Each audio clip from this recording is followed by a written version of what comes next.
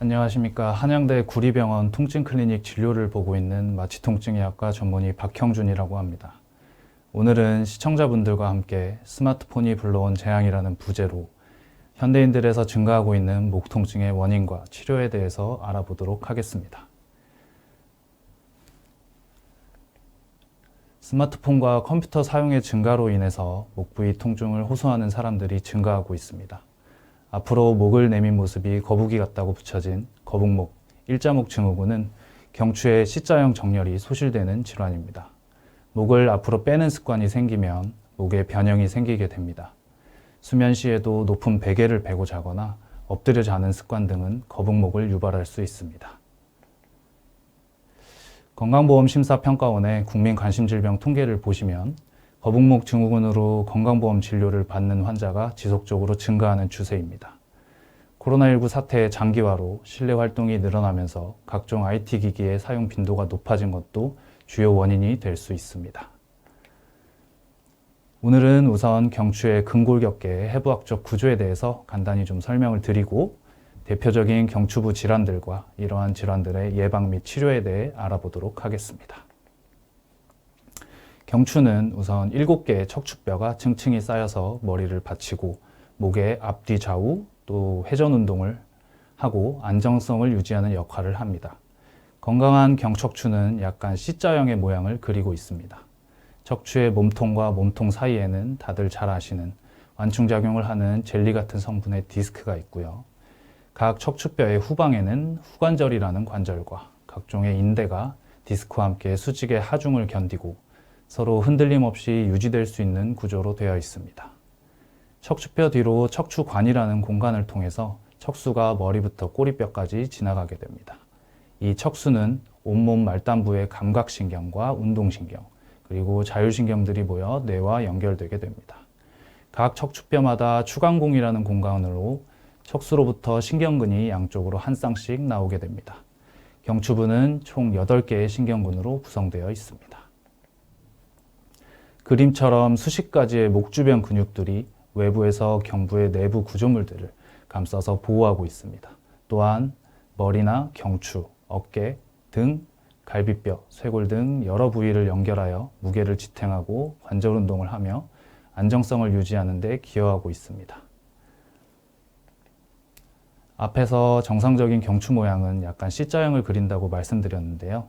다음 엑스레이 사진을 보시면 가장 오른쪽이 정상적인 건강한 목의 형태라고 할 수 있고 중간은 일자목, 가장 왼쪽은 역C자형을 그리는 비정상적인 경추의 정렬 상태를 보실 수 있습니다.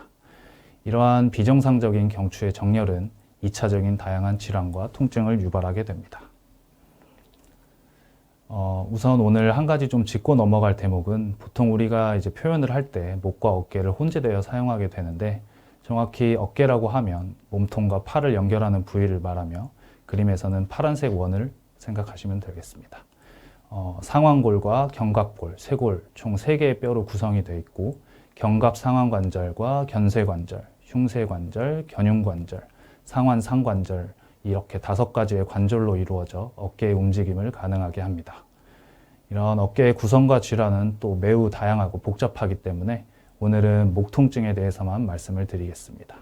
하지만 목과 어깨는 서로 뼈나 근육으로 긴밀하게 연결되어 있습니다. 또한 한쪽이 원인이더라도 다른 한쪽으로 연관통이나 방사통이 발생할 수 있습니다. 따라서 통증의 감별이 어렵기 때문에 통증이 심할 때는 내원하셔서 진료 보시는 것을 추천드립니다. 사실 직접 환자를 보지 않고 목에 통증이 있으면 이 질환이다라고 말하는 것은 매우 위험할 수 있는 판단일 수 있습니다. 다양한 원인들, 또 다른 부위에서 시작된 2차적인 원인들에 대한 가능성까지 염두에 두고 접근을 해야 합니다. 오늘은 다만 이제 목 통증 환자분들 중에서 가장 많이들 호소하시는 원인에 대해서 말씀드린다는 점 참고해 주시기 바랍니다. 자, 그 그림을 보시면 이 영상 보시는 분들 지금 본인들은 어떤 자세로 휴대폰이나 PC를 보고 계신지 한번 생각해 보실까요? 스마트폰이나 TV, 컴퓨터를 보면서 보통 목이 점차 앞으로 나오고 목을 많이 구부리게 되는데 이에 따라서 머리의 무게가 그 목의 부담을 크게 증가하게 됩니다. 그림에서처럼 30도 기울였을 때 20kg에 60도 숙이면 30kg의 무게를 목에서 받게 됩니다. 이러한 자세를 장시간 또 반복적으로 유지하게 되면 경추의 변형이나 근육의 긴장 이상, 추간판 및 그 후관절의 부하가 증가하게 됩니다. 이에 따라 뒤에서 나올 여러 질환들의 근본적인 원인이 될 수 있습니다. 첫 번째 보실 질환은 근근막 통증 증후군인데요. 근육과 주변 연조직에 생긴 통증 유발점에서 기인하는 통증과 이와 떨어진 곳에서 연관통을 보이는 임상적 증후군을 말합니다. 특히 흔히 담이 들었다, 근육이 뭉쳤다고 표현을 하시는데요. 통증 유발점을 눌렀을 때 극심한 통증을 호소하는 압통과 그다음에 통증 부위가 인접 부위로 이리저리 돌아다니는 것 같은 활동성 통증을 특징으로 하게 됩니다. 신체 다양한 곳에서 발생하지만 특히 목과 어깨의 근육들은 장시간 쉬지 못하고 과도하게 긴장을 해 있기 때문에 잘못된 자세라든지 외상 등에 의해 통증이 쉽게 유발될 수 있습니다. 만성화되면 치료에 반응을 잘 하지 않을 수도 있습니다. 통증 유발점이라고 하면 이제 딱딱하게 만져지는 압통점으로서 근육이나 근막 내에 국소적으로 염증이 있는 조직을 의미합니다. 딱딱한 띠 모양으로 만져지기도 합니다. 다양한 부위에 생길 수 있고 통증을 느끼는 부위와 압통점의 부위가 다를 수도 있습니다. 통증 유발점을 압박하면 깜짝 놀랄 만큼 심한 통증을 느낄 수도 있고 누르는 부위에 따라서 멀리 떨어진 부위에서도 통증이나 이상 증상이 발생할 수 있습니다. 계속 자극이 되면 통증 때문에 움직임이 제한될 수도 있습니다. 이러한 근근막 통증 증후군에서 원인이 되는 부위가 아닌 다른 곳에서 통증을 느끼기도 하는데 이를 연관통이라고 합니다. 그림을 보시면 X자 표시된 부분이 유발점이고 붉게 칠해진 곳이 연관통을 느끼는 부위를 표시한 것입니다. 통증 유발점의 위치에 따라서 후두부나 이마, 관자놀이, 눈 주변까지 통증이 오기도 하고 또 어깨나 팔까지 통증을 느낄 수도 있습니다. 잘못된 자세나 습관에 따른 근육의 지속적인 긴장, 스트레스와 운동 부족이 원인일 수 있습니다. 또한 디스크나 다른 원인에 의한 손상 또한 원인이 될 수도 있습니다. 이러한 근근막 통증 증후군은 증상이 초기일 경우에 대개 휴식이나 마사지, 스트레칭, 또 자세 교정 등에 의해 호전될 수도 있지만 종종 악순환 고리를 통해 심한 통증을 느끼고 일상생활에 지장을 받으며 심할 경우 정신적으로도 영향을 받을 수 있습니다. 이러한 근근막 통증 증후군을 예방하기 위해서는 무엇보다 평소 생활할 때 자세를 바르게 하는 것이 매우 중요합니다. 또한 한 자세로 오랫동안 유지하는 것을 피해야 하고 중간중간 스트레칭하는 것이 도움이 되겠습니다. 올바른 자세에 대해서는 뒤에서 또 따로 설명을 좀 드리도록 하겠습니다. 치료에 대해서 보시면 경미한 경우에는 앞에서 설명드린 것처럼 충분한 휴식과 약물 치료 또 운동 치료로 효과를 보실 수 있지만 통증이 심한 경우에는 주사 치료를 받아보실 수도 있습니다.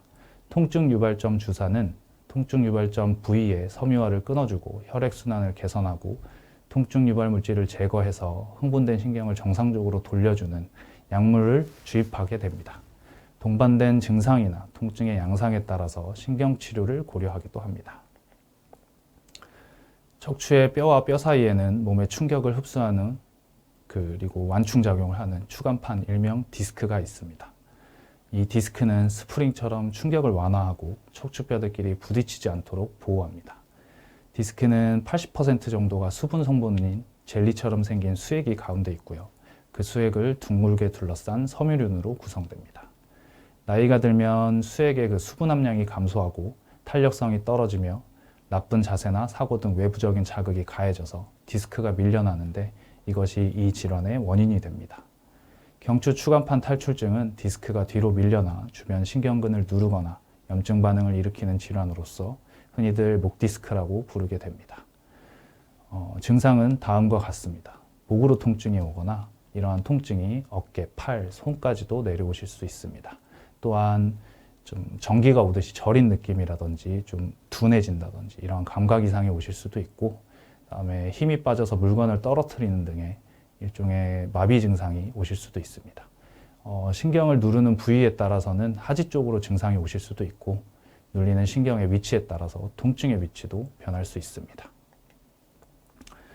고개 숙인 자세를 오랫동안 유지하거나 높은 베개를 베는 등의 잘못된 생활 습관에 의해 발생할 수 있습니다. 이러한 자세를 오래 유지하게 되면 앞에 설명드린 대로 근육이 경직되면서 추간판 내 압력도 증가하게 되고 퇴행성 변화도 유발될 수 있습니다. 또한 사고 등 직접적인 충격이나 외상으로 인해 발생할 수도 있습니다. 진단은 환자의 증상에 따른 신체 진찰과 영상학적인 검사를 통해 진행됩니다. 엑스레이는 디스크가 이게 정확하게 좀 보기가 힘들고 가장 좋은 검사는 MRI가 되겠습니다. MRI를 통해서 신경이 눌리는 위치를 정확하게 파악할 수 있고 이에 따라서 정확한 치료가 이루어지는 데도 많은 도움이 됩니다. 척수 압박 증상이 없고 신경근 압박이 가벼운 환자에서는 안정을 취하거나 자세를 바로 하고 필요시에 보조기를 착용하거나 또는 냉찜질이나 온찜질, 약물 치료, 운동 등의 보조 치료로도 호전을 기대할 수 있습니다. 하지만 어느 정도 신경근 압박 증상이 있거나 통증이 지속될 경우에는 경추 경막의 차단술이나 신경성형술이 필요할 수도 있습니다. 신경근 압박이 매우 심하거나 척수 압박 증세가 있는 환자분들 같은 경우에는 수술적 치료가 필요할 수도 있습니다. 다만 영상학적으로 신경근 압박의 진행 정도와 실제 환자가 느끼는 증상의 정도는 반드시 일치하지 않기 때문에 이러한 것들을 종합적으로 판단해서 치료 방향을 정하게 됩니다. 디스크나 협착에 의한 압박이 매우 심하지 않고 증상 또한 수술할 정도가 아니라고 하면 경막의 신경차단술과 같은 치료로도 효과를 보실 수 있습니다. 신경근이 눌리는 부위로 국소 마취제와 소량의 스테로이드를 주사해서 염증 물질을 씻어주고 유착을 풀어주는 효과를 볼 수 있습니다. 하지만 바늘이 척수 바로 바깥에 매우 좁은 공간에 정확하게 위치해야 하기 때문에 주의를 요하는 술기입니다. 특히나 요추도 마찬가지지만 척추 수술을 한 경우에 유착 등으로 인해서 경막의 공간 자체가 거의 없어지는 경우도 있기 때문에 시술이 어려울 수도 있다는 점은 참고하시면 좋을 것 같습니다. 이러한 신경차단술의 효과가 조금 미비하다거나 조금 더 침습적이지만 적극적인 치료를 해볼 수 있는데 이를 신경성형술이라고 표현을 하고 있습니다. 다음으로는 척추 경추 후관절 증후군인데요. 척추의 앞쪽에는 디스크가, 뒤에는 후관절이 있는데 디스크에 비해서 크기는 작고 일반인들에게 중요성이 잘 알려져 있지는 않습니다. 목의 거의 모든 동작에 관여하는 중요한 관절로서 뒤로 제치거나 돌리는 동작 등에서 디스크보다 후관절에 전달되는 하중이 훨씬 크고 척추가 정상적으로 움직이기 위해서 반드시 필요한 구조물입니다. 또한 후관절 주위에는 신경이 많이 분포하고 있는데 이는 달리 말하면 통증의 원인이 될 가능성이 매우 큰 구조물이라는 뜻입니다. 이 또한 부적절한 자세나 습관으로 관절과 주변 인대에 무리를 주거나 퇴행적 변화나 외상에 의해 통증이 발생하게 됩니다. 증상은 두통이 생기거나 목에 뭐가 얹어 있는 것 같은 묵직한 통증이 올 수도 있고 통증으로 인해 운동에 제한이 생기기도 합니다. 또한 여러 부위로 연관통이 발생하기도 합니다. 만성 경추통 환자의 절반 이상이 후관절 증후군 때문이라는 보고도 있고 또 우리가 교통사고 나면서 과신전과 과굴곡에 의해 발생하는 편타성 손상에 의한 만성 경추성 통증 환자의 가장 흔한 원인이 되겠습니다. 이처럼 경추 후관절 증후군은 매우 중요한 질환이지만 아직까지도 목 디스크나 척추관 협착 등에 비해서 일반인들에게 잘 알려져 있지는 않습니다.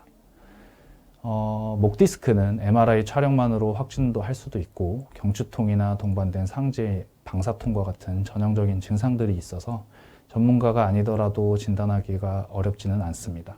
하지만 후관절 증후군 같은 경우에는 아직까지도 확진을 할 수 있는 영상학적 진단은 없다고 보실 수 있고요. 엑스레이나 MRI 같은 것은 참고하는 데 정도로 쓰일 수 있습니다. 추간판 간격이 좁아져 있고 후관절의 비유가 관찰되면 후관절에 부하가 많이 걸린다는 것을 알 수 있지만 이것이 반드시 후관절로 인한 통증으로 연관되는 것은 아닙니다. 또한 그림에서 보듯이 통증 부위가 비슷하고 상당수에서 동일 분절에 추간판 질환을 동반하고 있기 때문에 오진의 가능성도 높습니다. 그만큼 환자의 통증의 양상이나 발생 배경이 중요하게 됩니다. 확진이 어렵다면 의심 부위 후관절에 소량의 국소마취제를 주입해서 통증의 소실 여부를 확인하는 진단적 관절강 주사를 시도해 볼 수도 있습니다. 경추 후관절 증후군은 일반적으로 쓰는 소염 진통제라든지 물리치료, 도수치료 등 일반적인 보존적 치료법으로는 호전되지 않는 경우가 많습니다. 따라서 상당수의 환자가 통증으로 인해 정상적인 사회생활을 할 수 없을 정도의 기능적 장애를 갖게 될 수도 있습니다. 이처럼 치료가 어려운 질환이지만 후관절 내 주사 치료라든지 후관절 내 내측지 주사 치료 등으로 증상의 개선이 가능합니다. 주사요법으로 증상이 호전되기는 하지만 얼마 가지 않아 자꾸 재발하는 환자의 경우에는 고주파 치료를 통해서 신경을 치료하게 되면 좀 더 오랫동안 치료 효과를 보실 수 있습니다. 만일 이러한 치료법들이 모두 실패하는 경우에는 수술을 고려해야 할 수도 있습니다. 이상 경추부 통증의 가장 큰 부분을 차지하는 질환들에 대해서 살펴보았는데요. 원인과 증상이나 치료가 많이 겹친다는 것을 영상을 보신 분들은 많이 느끼셨을 겁니다.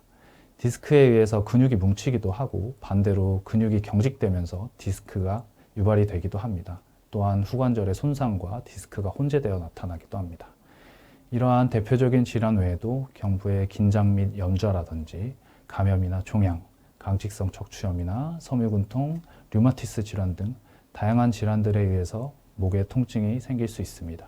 때문에 아픈 부위라든지 증상만 보고 섣불리 판단하면 안 될 것이고 반드시 전문의의 진료를 통해서 통증의 원인을 정확히 파악하고 가장 효과적인 치료를 받는 것이 중요하겠습니다. 다음으로 이제 이런 경추 질환을 예방하는 방법에 대해서 보시면 첫 번째로 무엇보다 올바른 자세로 생활하시는 것이 가장 중요하겠습니다. 항상 모니터나 휴대폰을 볼 때 눈높이에서 화면을 봐야 합니다. TV나 모니터의 화면 높이를 눈높이에 맞게 좀 올리시는 것을 추천드리고요. 허리나 등, 목을 구부정하게 하는 것은 가급적으로 피해야 하겠습니다. 반대로 또 이제 엉덩이를 앞으로 쭉 빼고 의자에 눕듯이 기대어 앉는 것 또한 허리뿐만 아니라 목에도 부담을 주게 됩니다. 엉덩이를 의자에 바짝 당겨 앉고 등을 등받이에 살짝 기대어 줍니다. 이때 턱을 뒤로 당기고 어깨를 펴야 목에 무리가 덜 가게 되겠습니다. 스트레칭에 대해서 보시면 턱을 이제 뒤로 당기되 정수리를 누군가 뒤쪽, 위쪽으로 당긴다는 느낌으로 뒷목의 근육을 신장시켜 줍니다. 평소 자세도 이렇게 유지하면 좋은데 스트레칭을 할 때에는 엄지나 검지로 턱을 뒤로 살짝 눌러주는 것도 방법이 되겠습니다. 또 날개뼈 아래쪽을 화살표 방향처럼 뒷주머니에 넣는다는 느낌으로 날개뼈를 모아서 어깨를 펴야 합니다. 이때 중요한 것은 양 날개뼈를 뒤로 조인다는 느낌이 아니라 뒷주머니에 넣듯 쓱 미끄러진다는 느낌으로 모으는 것이 중요하겠습니다.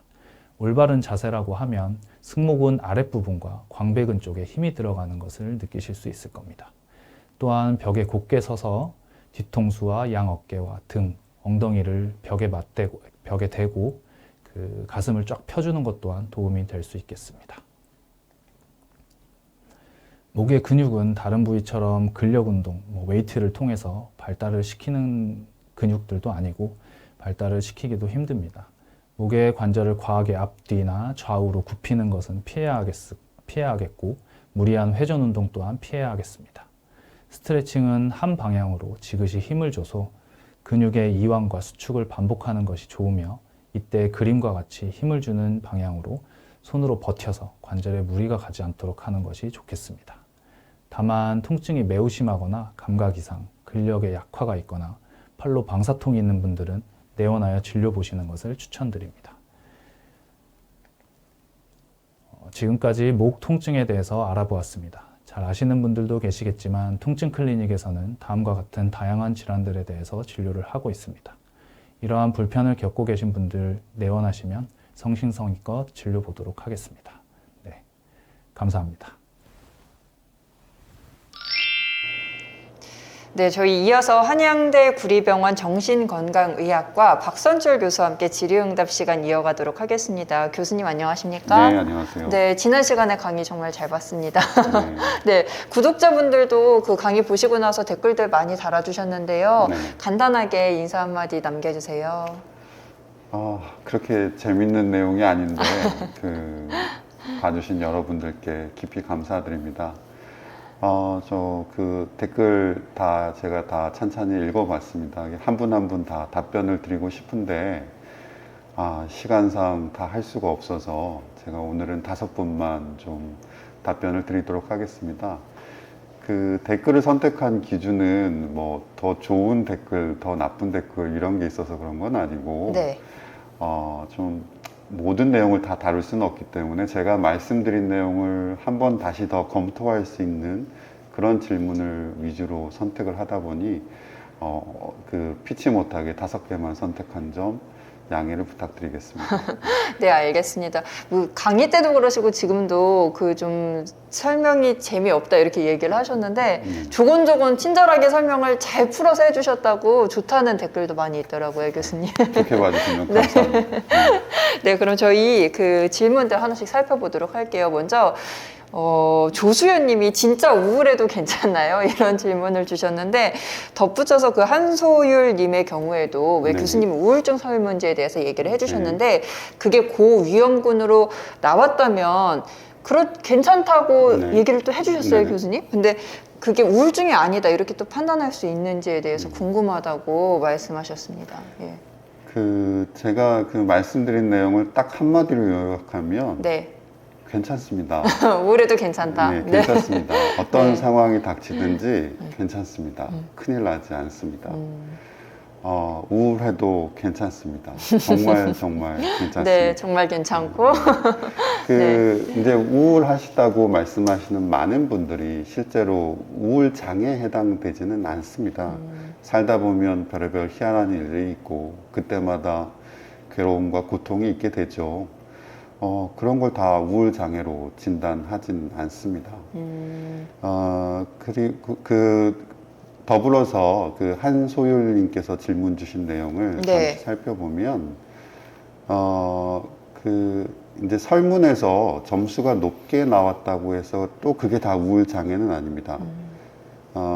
다만 우울장애가 척도 점수가 높은 분들은 낮은 분들에 비해서 우울장애 위험성이 증가하는 건 사실입니다.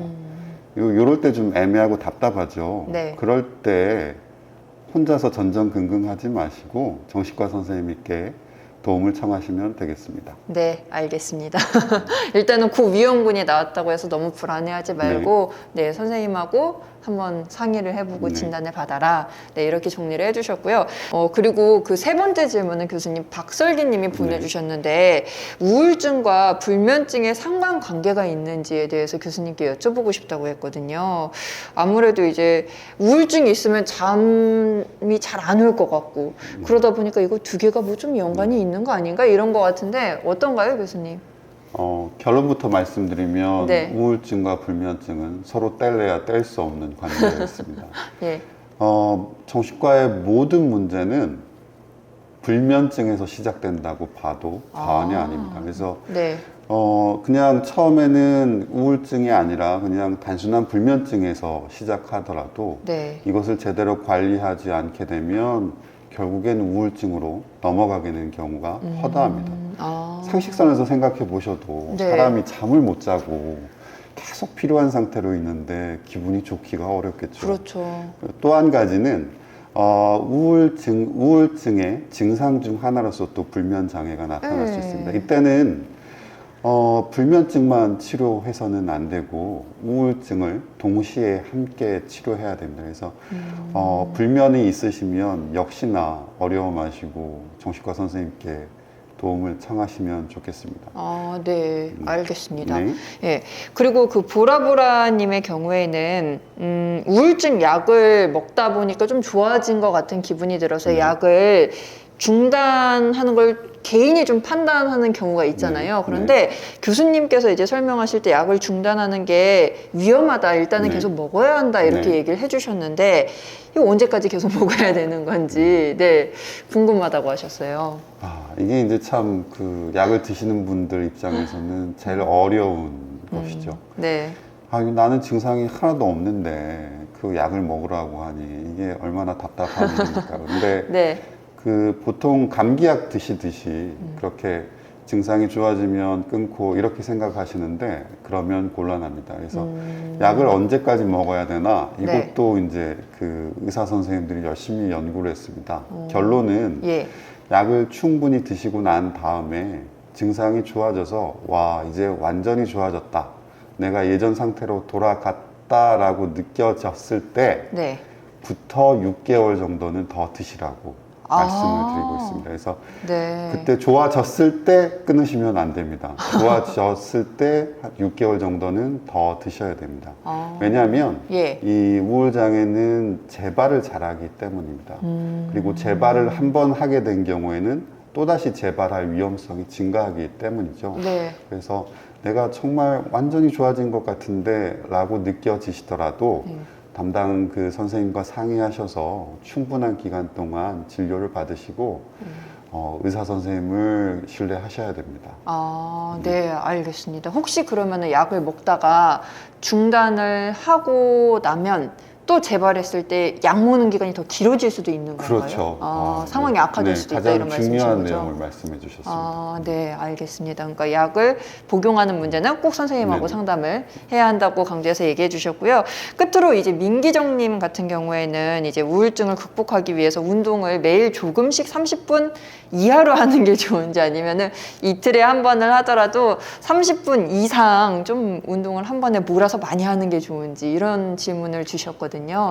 네. 어떤 게 좋을까요? 사실 뭐 꾸준히 하는 게 더 좋지 않을까 싶은데. 네, 맞습니다. 그래서 네. 물론 요새 하루에 30분 운동하는 게 되게 그냥 상식선에선 쉬울 것 같은데 또 별의별 일이 다 있죠, 하루에. 그래서 네. 어쩌다 보니까 벌써 밤이 돼 있고 일을 그 운동을 못 할 때도 많으신데 네. 그래도 물론 이게 뭐 정답은 없습니다만 그래도 꾸준하게 하시는 게 더 네. 좋습니다. 그러니까 이게 무슨 양으로 채워 넣어서 어느 정도 이상 그 수치를 채워 넘어가면 괜찮은 것이고 네. 그렇지 않으면 그렇지 않다고 볼 수 있는 문제는 아니고 꾸준하게 하시는 게 제일 중요합니다. 그리고 우울증의 예방에 있어서는 가장 운동이 효과적인 분들은 운동을 한 번도 안 하시던 분들이 예. 운동을 하게 될 때 그 예방 효과가 가장 큰 것으로 알려져 있습니다. 그래서 네. 꾸준하게 운동을 좀 하셨으면 좋겠습니다. 네, 알겠습니다. 그 시간도 뭐 또 중요하게 고려해야 될 수도 있겠지만 어쨌든 조금씩이라도 10분, 네. 15분이라도 네, 매일매일 그렇죠. 하는 게 더 좋다 이런 네. 말씀이신 거잖아요. 어떤 그렇죠? 형태로든 괜찮습니다. 예, 알겠습니다. 운동은 또 조금씩 꾸준히 기억하겠습니다. 교수님 오늘 그 시민분들 댓글에 친절한 또 답변해 주셔가지고 설명 잘 들었습니다. 고맙습니다. 네, 감사합니다. 네, 한양대 구리병원 박선철 교수와 함께했습니다.